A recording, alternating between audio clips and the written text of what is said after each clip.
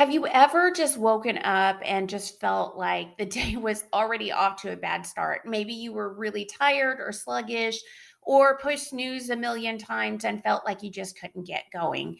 Or maybe you started off the day late and you're rushed and frustrated and angry. I've done all of that. And over the years, I have worked a lot on my personal growth, and I have come full circle to where I have developed my perfect miracle morning. Now, you might have heard me back on episodes 5 and 6, and you know that I changed it up and it did not go well. But today I am going to be talking about the things that do go well for me and how my perfect miracle morning looks. Full disclosure, I did not come up with this myself. I adopted these habits after reading The Miracle Morning by Hal Elrod, and I'm excited to share it with you today. So, if you are ready to shift your mindset and tap into the opportunities that are waiting for you right now, let's go.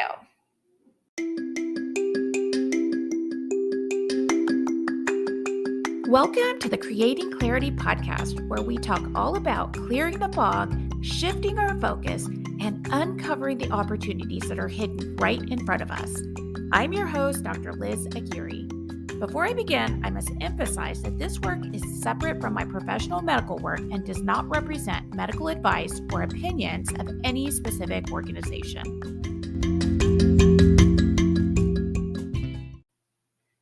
Hi, everybody. Today I am going to be talking about the secret to starting my day off on a very positive note where I'm feeling energetic and recharged and ready to go to conquer the day.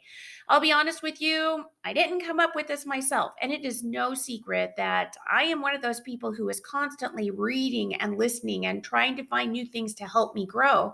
My morning routine was adopted by the book, The Miracle Morning by Hal Elrod.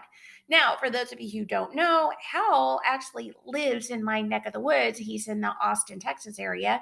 And so I actually reached out to see if he would join me on this podcast. Now, I got a nice little email from his team saying, no, Hal is not accepting podcast interviews at this time. But I did reach out and try. So maybe one day I'll have him on. But anyway, so I'm going to talk about the miracle morning as described by Hal Elrod in his book, The Miracle Morning, because this is what I have found has been the absolute best for me. Now, if you recall back on episode 5 and 6 of this podcast, I talked about the power hour, which for me is in the morning. So some of you might have heard of this as well, and whether you should be doing this in the morning, you can go back to that episode to hear my experience on that. But from my experience, that did not work out as well for me. I had really changed things up, and I quickly, or not so quickly, realized that, what I was doing before was working a lot better. So today we're going to talk about the lifesavers as described by Hal Elrod in his book. Their first one is silence. So I always start my day in silence. For you, that could be prayer, it could be meditation, or it could just be sitting quietly, not doing anything at all. To be honest with you, I do struggle with this a lot because I have monkey brain that goes back and forth and is constantly thinking of different things. But in the beautiful moments that I am able to show up and have no thoughts or expectations about how my silent time should be, it is absolutely amazing. I truly feel like a connection, and I truly feel that connection to a higher power. And it allows me to honestly, quite spontaneously, have an answer to a question that has been burdening me. And it's not like a voice that talks to me and gives me the answer. It's like suddenly the answer comes out of nowhere, and it's really profound. It's like that moment where I'm like, I know exactly what I need to do. That happens in the silence. There are no other times, I know some people are standing in the shower or thinking or doing different things, and it comes to them or ideas come to them. That doesn't happen for me. For me, it happens when I'm in silence in the morning. So the S is for silence. A is affirmations. This is where you kind of recite a mantra, if you will. And this is designed that you're supposed to say this with emotion. Now, the trick to this is you have to say something that you actually believe is possible to be true. So, for example, if I recite every morning, I am going to be a billionaire and be able to donate to every single worthy cause in the world, that's not going to feel true to me because honestly, I feel like I'm a very, very, very far away from a billionaire status. However, if what I'm wanting is to have wealth and to feel abundant, then my affirmation might be something like every day I get closer to abundance and wealth. Now that feels true to me because every day I'm working on myself, I'm working on growing, and by default, I know that I am getting closer to having all the things that I want. So for me, that affirmation feels very true. So the next one is V, that's for visualization. This is where we visualize how we look when we're doing something. So it's no surprise that I love speaking and I've been on many, many stages. So this year I was working on visualizing myself on a TEDx stage. And guess what? I have submitted some applications. I can't say anything yet. I've had several accepted. And so I fully anticipate that I will be on a TEDx stage by the end of this year. So my visualization is how that looks, how the audience looks as they hear my message and as it's received and how I feel. I'm visualizing all of that. And that's the visualizations that I do in the morning. I also visualize my time with my family and my kids laughing. And I visualize myself very fit and exercising and how that feels and how energetic I feel. All those are the visualizations that I do on a daily basis. Now, remember, I said that I don't implement this perfectly. Visualizations is one of the ones that I tend to sometimes not do, but I do feel like it's very, very powerful. Okay, next is E for exercise. My goodness, I cannot stress this enough. So, again, when I changed my morning routine, exercise was the first thing that I dropped. I went for the more mentally challenging tasks to complete in the morning, but I have since learned there is no way that I cannot exercise in the morning because the truth is, I just get lazy and I don't want to do it. When I exercise first thing in the morning, I cannot come up with excuses. I cannot change my mind. It's just a fact. I get up, I meditate, I go do my exercise, and that's just part of my morning. And I feel so energized. Those endorphins are pumping, and I feel so good. Now, a lot of people think that exercise has to be at least 30 minutes or it has to be at least an hour. If you read the Miracle Morning book, you will see that you can even spend just 1 minute doing jumping jacks. It can be something very simple as long as you're doing something to kind of get your blood pumping and getting you energized. And it's also about the discipline of doing that. But for me, it's really imperative. My morning is not complete if I haven't done some form of exercise.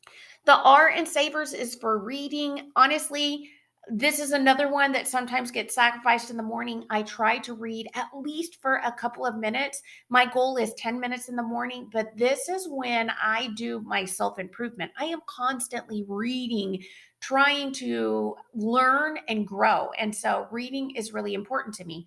Also, while I'm doing my exercise, not when I'm doing my new love Pilates, but when I am doing morning walks, I will also listen to podcasts for self improvement. But for the most part, the R is for reading. Now, the last one is S for scribing. This is one that also can sometimes get dropped, but again, it's incredibly important because we know that people who practice gratitude are in general happier. And I've come to learn that there are so many times that we are constantly searching for things to make us happy, only to realize that it is right in front of us. We already have it. So when you take the moment to stop, and scribe or write, scribe is just a fancy word for writing, by the way. When you take the time to stop and write the things that you're grateful for, it really is powerful because it gives you that appreciation for things that you might otherwise just kind of disregard. The other thing I write about is I write about things that are going well for me and things that did not go well for me. When you look at these things, then you can course correct. And so as I write the next day, I kind of look back and what didn't go so well. Ooh, yeah, I intended to have just a little bowl of popcorn. I ended up popping a whole bag and eating it all by myself. Well, then I can realize, look, that happened yesterday. It happened. I accept it. I move on. But today, no matter what, I know that I am going to stick firm to just having one bowl because I felt awful afterward. But writing about things that go well, don't go well, and things that I'm grateful for has been really powerful for me. So, again, my morning routine is the savers, silence, affirmations, visualizations, exercise, reading, and scribing. And that is how I complete my morning. My mornings honestly don't feel complete if I'm not doing this. And so some of you think, oh, I don't have time to do all of this. I get it, honestly. So I've changed my morning workouts. I used to work out at 5 o'clock in the morning at Orange Theory. I don't do that anymore. Now, my Pilates, the earliest class they have available is 6 a.m. So by default, it's at 6 a.m. And if I wake up at 5 o'clock, it's just not enough time. So I started waking up at 4:30 again. Yes, I know you might be cringing and thinking, oh, that's awful. That's the worst thing ever. But truth be told, it's only the worst thing ever if you're not getting enough sleep. So now, like, we really reiterate to the kids how important it is for all of us to get our rest so that we're not unhappy and frustrated and angry in the morning. All of us are recognizing that when we get that good sleep, we wake up energized. I always tell my kids when they're not feeling so great or something is hurting, I say that's okay because it's time for bed. And when we're sleeping, our body heals itself. So you might feel like it's not feasible to get up earlier in the morning. Honestly, if you have a job that you have to be there at 4 o'clock in the morning, you know what? It might be hard for you to wake up at 3 o'clock, or it might not. Give it a try. Again, I have played with this and I have changed it and evolved to see what works. I would love to be able to read 10 minutes in the morning. Sometimes it's only two. I would love to be able to sit down and write my affirmations every day. Sometimes it's just one centering thought for the day, and that's okay. I give myself grace. I allow myself to do as much or as little as I can do, and I don't beat myself up when it's not perfect. Because when it's not perfect and we start to resist what actually is, that is when frustration grows. So I hope you found this helpful. I highly recommend you pick up the Miracle Morning book. And honestly, I'm going to offer something today for all of you who refer my podcast to a friend and leave me a review. Shoot me an email. Send me an email. There's a contact form on my website. Let me know, and I will put your name in a drawing to receive a free copy of the Miracle Morning book. And honestly, if you refer 10 or more people, just tell me. I will take your word for it, and you will get 10 entries into the drawing to receive a book, The Miracle Morning, which again, this has been life saving for me. No pun intended, because he calls it the lifesavers, but honestly, they really have been life changing for me. And honestly, I'm at the tail end of another one of his books called The Miracle Equation. And I'm going to have to talk about this book too because it's that great. So, again, refer this podcast to a friend, send me an email. And if you're not already on my email list, again, go to my website and sign up for my weekly email. I send a very short weekly email on Monday. Sometimes I'm talking about random thoughts that I have created clarity on, and I share that with you. And a lot of times I talk about things that will ultimately be in the podcast episode for that week. But all of us need to be working on our mindset every single day. I do that in numerous ways, as I've just explained, But also, as I'm creating my content, I'm working on my mindset that way as well. So you have two opportunities to work on your growth of your mindset with me alone. You can receive my email on Monday and my podcast on Wednesday.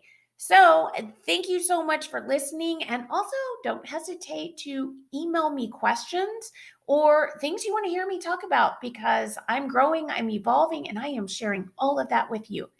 I will see you all next week. Thanks, everybody.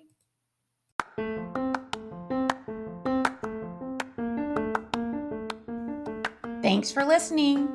Make sure you hit subscribe so that you won't miss the next episode. And if you like this episode, please share it with a friend and give me a 5-star review so that I can reach more people. I'll see you next week.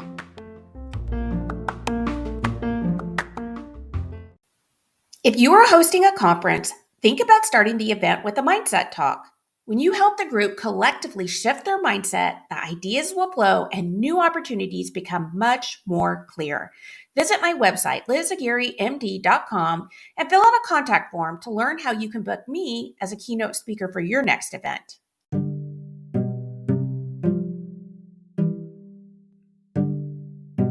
Disclaimer: the views and opinions shared here are for information and educational purposes only.